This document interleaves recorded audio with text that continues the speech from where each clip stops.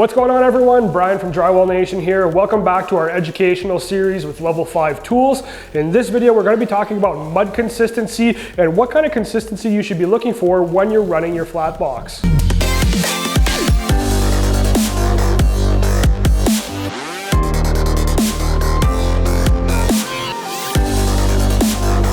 So let's talk about what type of joint compound you should be using when you're running your flat boxes. So this is a completely different setup than your automatic taper. When you're applying tapes with an automatic taper, you want to make sure that you're using taping mud because it needs that glue to bond the tape to the wall. When you're using your flat boxes, you want to use an all-purpose or a lightweight mud because you don't want that glue, your coating.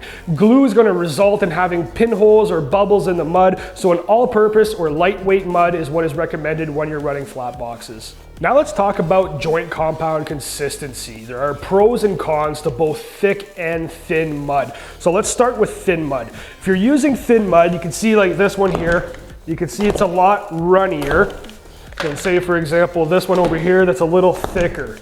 So it's not running as much.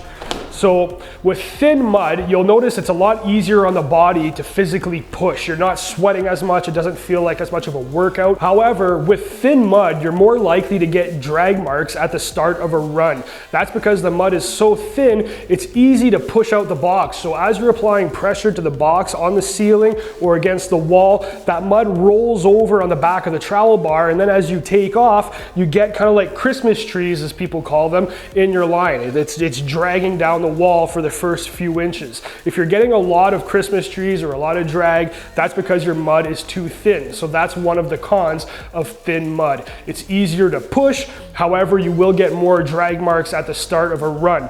Another con is that because your mud is so watered down, it's going to shrink back a lot more as it dries. So that's one of the pros of thick mud, is if your mud is thicker, there's less moisture, there's less humidity in the air, there's going to be less shrinking because there's less water. So obviously thicker mud is a little harder to push. There's more resistance on your body, more resistance against the trowel bar. So it's a little harder to push. However, you're less likely to get those drag marks at the start of a run, and you're going to get much less shrinking. So it really comes down to personal preference. There's no right or wrong way when it comes to your joint compound consistency. It's what works best for you and yields the best results on your job sites. As we just went over, there are pros and cons to both thick and thin mud, so try what works best for you. One more thing I want to note, you can use setting compounds or hot muds like Durabond, sheetrock, easy sand, light sand. You can use those products through your flat boxes. However, make sure to keep a close eye on it. Don't let the material set up and get hard in the flat box,